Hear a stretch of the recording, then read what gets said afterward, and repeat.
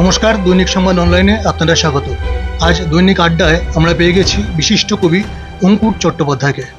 অঙ্কুদা, আপনাকে নমস্কার। নমস্কার। দৈনিক সংবাদ অনলাইনের প্রত্যেক দর্শককে আমার শুভেচ্ছা জানাই। আজকে ভাষা দিবসের শুভেচ্ছা তো আছেই, তার সঙ্গে নতুন পরিচিত হিসেবে আমি আপনাদের আরও একবার শুভেচ্ছা জানাই। নমস্কার। আচ্ছা, প্রথমে আমরা যেটা জানতে চাইবো, আজকে তো মাতৃভাষা দিবস, তো মাতৃভাষা দিবসে বাংলা ভাষার অবস্থান কোথায়? আপনার মূল্যায়ন কিরকম দেখছেন চারপাশ? বাংলা ভাষার মধ্যে অনেক সময় সিনেমায় এখন ইংরেজি ভাষা বা অন্যান্য ভাষা ঢুকে যাচ্ছে। এই যে এগুলোকে আপনি কেমনভাবে দেখেন? প্রথম কথা, আমাদের ভারতে যে ভাষার ওপর প্রথম নোবেল প্রাইজ পাওয়া হয় সেটা বাংলা। মানে একজন বাঙালি কবি, তার নাম না করলেও চলে, তিনি পেয়েছেন। সুতরাং বাংলা ভাষার আকর্ষণ বা গ্রহণযোগ্যতা কখনো তো কমে না। সেটা ভাষা দিবসে এসেই আমাকে সেই স্বীকৃতি দিতে হবে কেন? কখনোই নয়। বাংলা ভাষার একটা আলাদা আকর্ষণ, মাদকতা, শ্রুতিমধুর আর মাধুর্য, এসব তো আছেই। সুতরাং আজকের দিনে এসে আমরা বাংলা ভাষাকে স্বীকৃতি দেবো, বাংলা ভাষার অবনমন নিয়ে বলবো, সেটা নয়। এটা তো হচ্ছে আমরা কয়েক বছর যাবৎ দেখছি বাংলা ভাষায় অনেক অন্যান্য ভাষার অনুপ্রবেশ করছে। কিছু শব্দ বদলে যাচ্ছে, কিছু শব্দ, আমার স্ল্যাং নিয়ে বা আমার অপভাষা নিয়ে আপত্তি নেই। অপভাষারও তো একটা সংস্কৃতি আছে বা একটা বিবর্তন আছে, সেটা নিয়ে আমার কোনো বলার কিছু নেই। সেটা হতেই পারে, সেটা যে কোনো সংস্কৃতিতে হয়, যে কোনো সংস্কৃতিতে স্ল্যাং আছে। কিন্তু যেটা দরকার সেটা হচ্ছে যে আমরা কেন বাংলা ভাষা বলার সময় অন্যান্য অনেক ভাষাকে জুড়ে দিয়ে সেটাকে একটা পাঁচমিশালি ভাষা করে দেব। এটা একটা আমার কাছে অভিযোগই করি। দর্শকদের কাছে এই প্রশ্নটা আমার থাকবে যে কেন আজকে বাংলা ভাষার স্বকীয়তা হারাতে হবে? কেন বাংলা ভাষাকে আমাদের পাঁচমিশালি ভাষা করে তুলতে হবে? এটা নিয়ে আমার মূলত কিছু বলার ছিল, এবং আপত্তিও বটে যে কেন এটা হবে। আমি কোনো উদাহরণ টেনে সেটা স্পেসিফিক্যালি বলতে চাই না, কারণ উদাহরণ টানাটা আমার মনে হয় অন্যান্য ভাষাকে হয়তো অপমান করা হবে, সেই অধিকারই আমার নেই।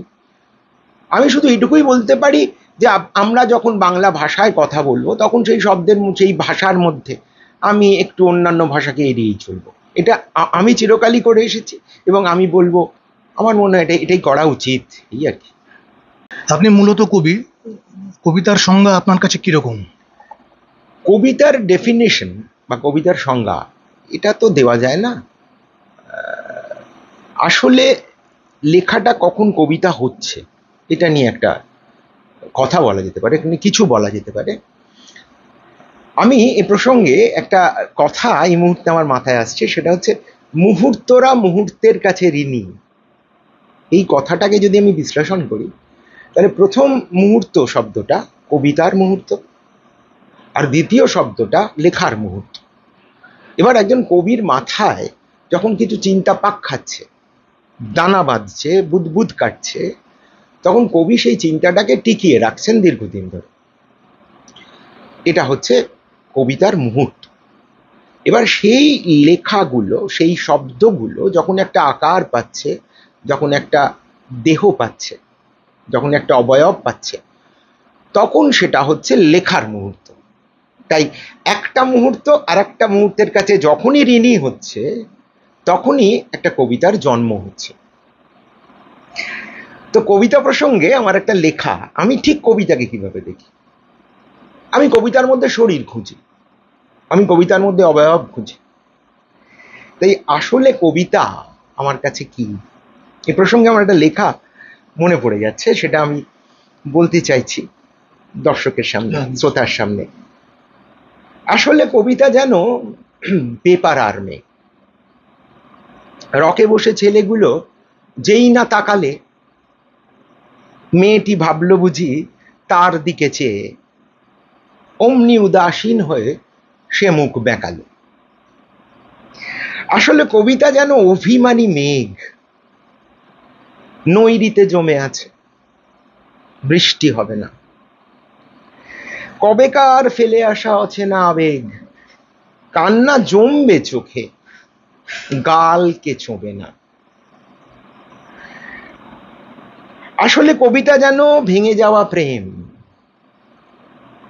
বহুদিন বাদে পথে যদি ফের দেখা, হাত রিয়ে কথা খোঁজা, বেশ প্রবলেম। দৃষ্টির ভাষা বলে দুজনেই একা। আসলে কবিতা যেন ঝর্ণা কলম, শব্দের ধারা সব মিশে গিয়ে নদী, কবেকার রেখে দেওয়া ম্যাজিক মলম, হঠাৎ হোঁচটে কবি ব্যথা পায় যদি। তো এই হচ্ছে আমার কাছে কবিতা। কবিতা কোনো একটা কিছুতে তাকে বেঁধে রাখা, কবিতা অনাবিল, কবিতা স্রোতস্বিনী, কবিতার ছন্দের কতটা প্রয়োজন? কবিতা, এইখানেই একটা প্রশ্ন ওঠে যে কবিতা ছন্দ নির্ভর হবে না ছন্দ ছাড়া হবে। এই নিয়ে অনেক বিতর্ক আছে। ছন্দযুক্ত কবিতাকে অনেকে ছড়া বলছেন, এমনকি আমার লেখা নিয়ে হয়তো অভিযোগটা উঠতে পারে যে আমি ছড়া লিখি, কবিতা লিখি না। এ ব্যাপারে আমার কিছু বলার নেই। এগুলো তো যারা নৈয়ায়িক, যারা বৈয়াকরণ, তারা ব্যাকরণ লেখেন, তারা এসব বলবেন। কবিতার বিজ্ঞান যারা বোঝেন তারা বলবেন।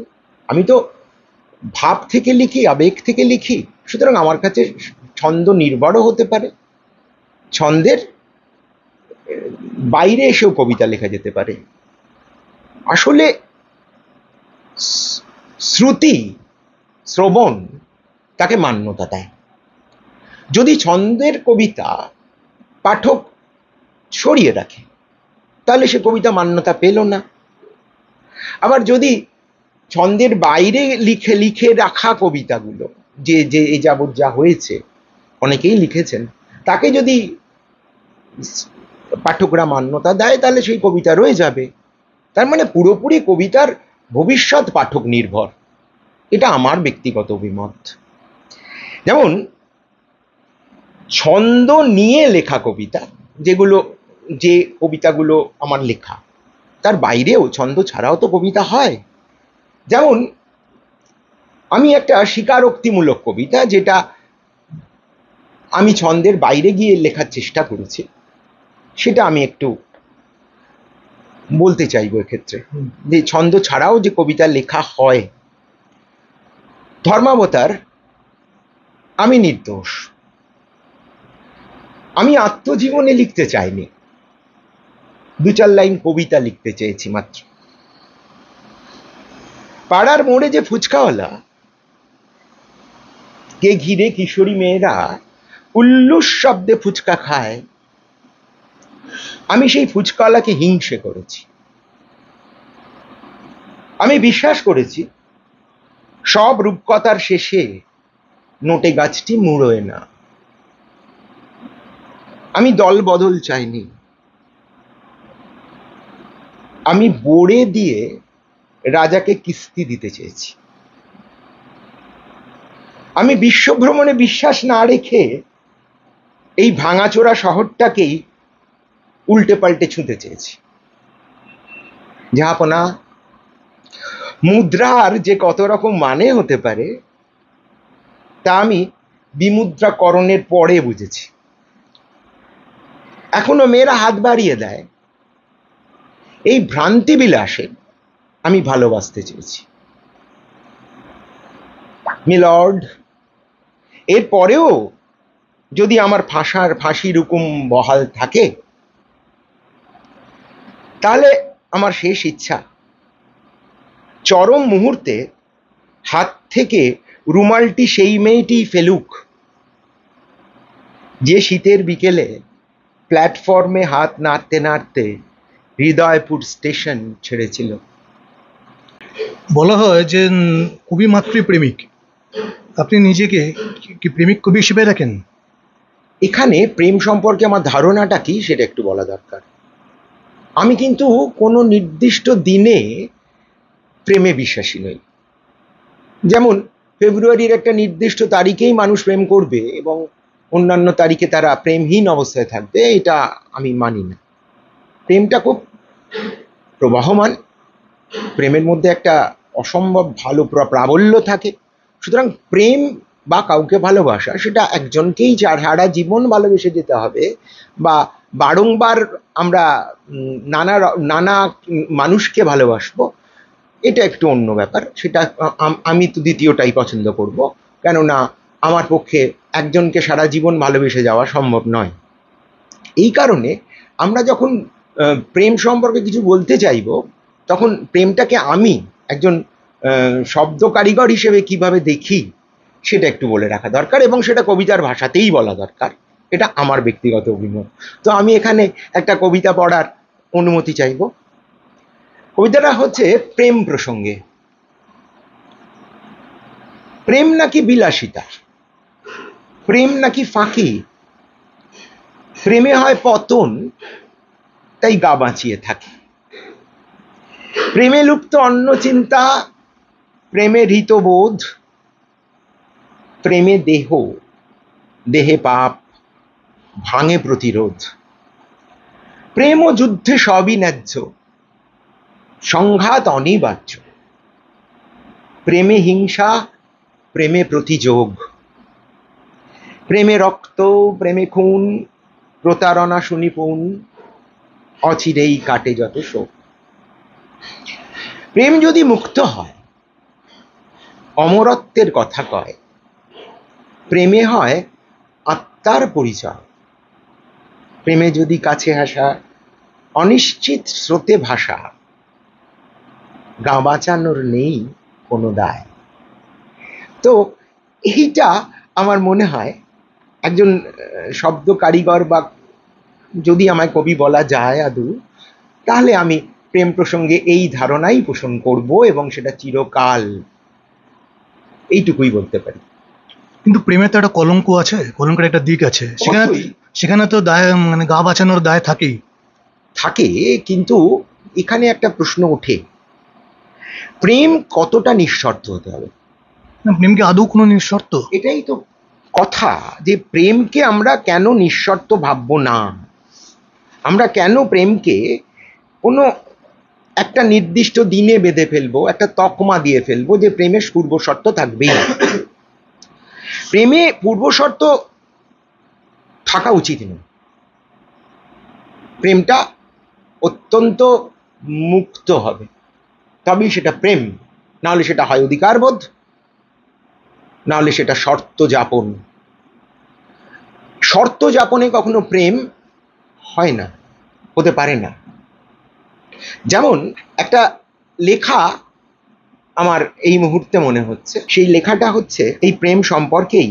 আমার একটা লেখা ছিল, সেই লেখাটা একটু বলা যেতে পারে শর্ত। লেখার শীর্ষক হচ্ছে শর্ত। তুমি কি সহজে বলতে পারো, আর এসো না, যেভাবে বাঁচতে ভালো আর বেশো না, যেভাবে করতে আদর আর করো না।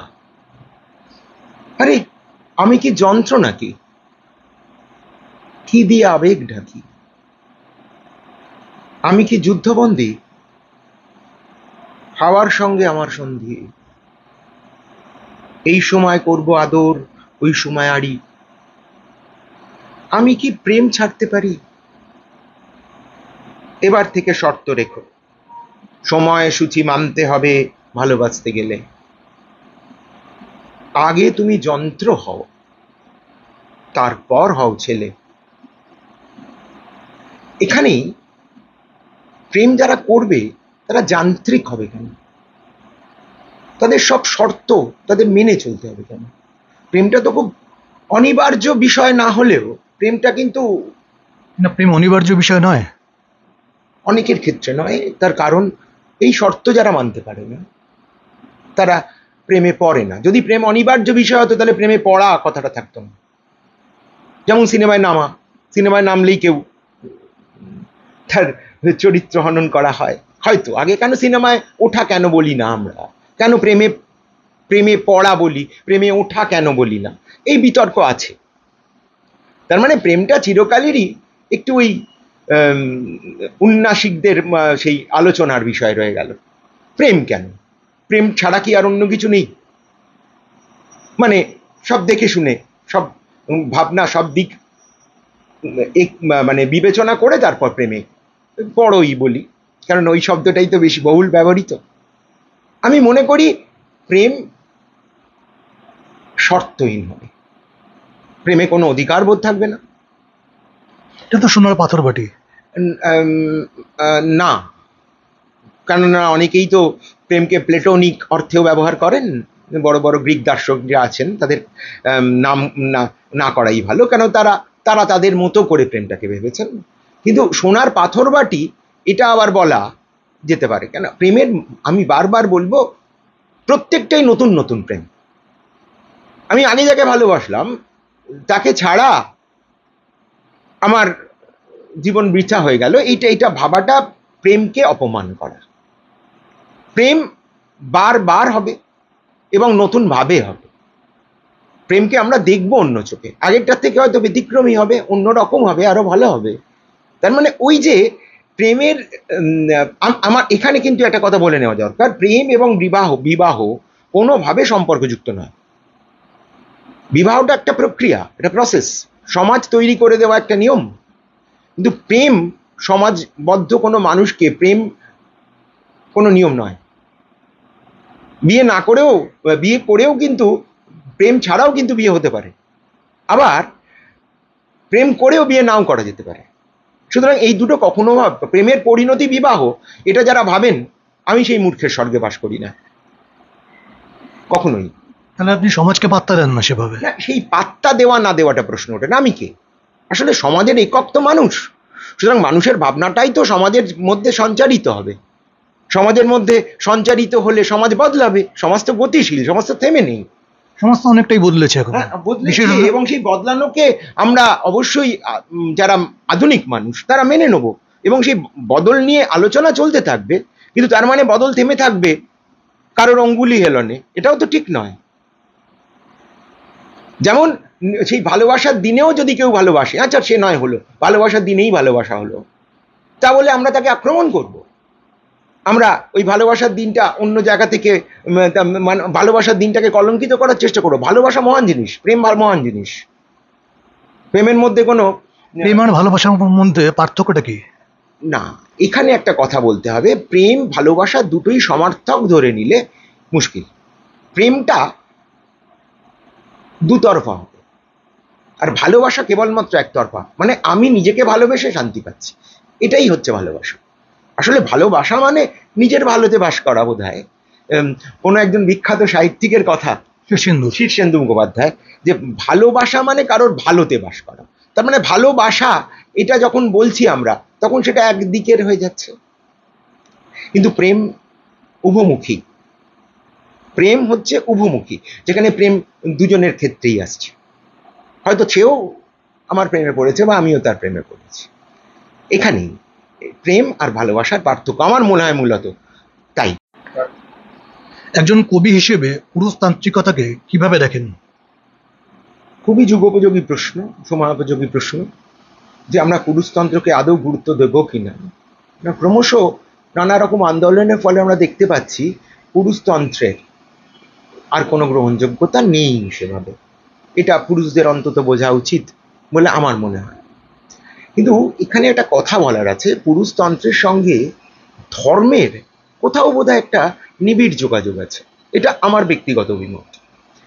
ধর্ম থেকে যখনই আমরা সরে আসছি, তখনই পুরুষতন্ত্র মুক্তি পাচ্ছে। এই যে চিন্তা ভাবনাটা, এই চিন্তা ভাবনাটা থেকে আমরা বলতে পারি যে পুরুষতন্ত্র কখনোই কোনোদিনও গ্রহণযোগ্য ছিল না। যেহেতু স্বাবলম্বী হওয়ার ব্যাপারটা, স্বাবলম্বনের ব্যাপার ছিল, মেয়েরা সব সমাজে স্বাবলম্বী সেইভাবে ছিল না।